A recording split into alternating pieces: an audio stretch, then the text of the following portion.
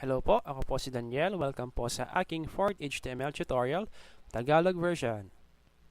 Okay, so ang gagawin po natin ngayon is maglalagay po tayo ng picture or images sa ating HTML website or HTML document.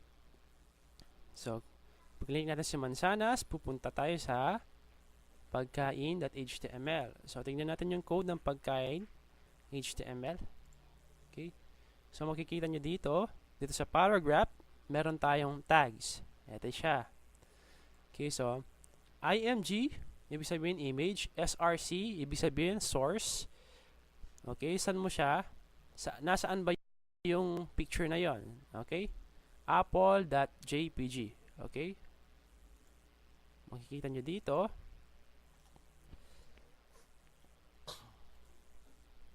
Okay, so ito yung apple.jpg. Okay?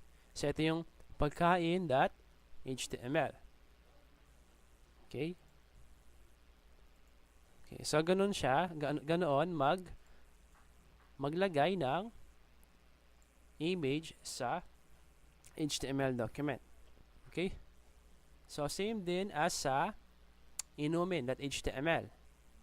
img src beer.jpg. Okay, nasan ba yung inumin.html? Nandito sa drinks. Okay? Ayun, inumin.html. Nasa same directory siya. Okay? Paano naman kung wala ito? Alisin natin. Ilagay natin sa directory ng website ko. Okay? So, ang mangyayari niyan, hahanapin ni inumin.html si beer. Okay? So, pag mapapansin mo dito, refresh natin. Okay, pag-click mo si beer, mawawala na yung mga images dahil hinahanap niya itong mga to. Okay? So, click natin. Ito. So, ang dapat natin gawin yan dahil nasa labas siya ng folder, lagay tayo ng dalawang dot. Okay? Sabihin, lalabas ng folder. So, pag refresh, so si beer, makikita mo. Yung dito is wala dahil di natin pinalitan. Okay? So, ito yon. Lagyan din natin dito.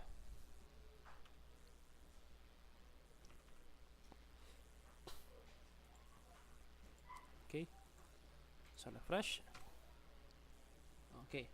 So, mapapansin nyo dito, itong unang picture is wala siyang link, no? So, itong pangalawang picture is meron siyang link. So, pag click mo to, pupunta siya sa pinaka-index.html natin. So, tingnan natin uli yung code. Mapapansin nyo dito, pwede tayong maglagay ng link. Okay? Ito. Okay? href index.html.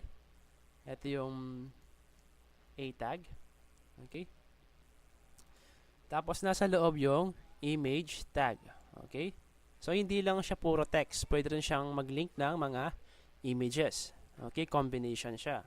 So, mapapansin nyo dito, meron siyang dalawang dot dahil, okay, pag wala ito, hahanapin niya si index.html sa folder na drinks. Okay? So, mapapansin nyo dito sa drinks, wala namang index.html dito. Kaya kailangan lumabas siya sa folder at pupunta siya dito sa index.html. Okay? Yung iba pa is mapapansin nyo rin yung images. Ayan, dito is iba yung size, di ba? Ayan, maliit. Okay, so punta tayo dito sa code. Pagkain. Okay? Dito sa image source, mapapansin nyo yung width is 50 pixels. So, isa lang yon. So, yung height niya isasama na nun. Okay? Width is 50 pixels. Dito naman sa inumin, meron siyang width na 200 pixels and 100 pixels yung height. Kaya nagmukha siyang pandak dito. Ayun. Ito, lumiit lang siya. Pero proportion pa rin yung ano niya. Okay? So, hanggang dito muna. Maraming salamat po sa panonood ng tutorial.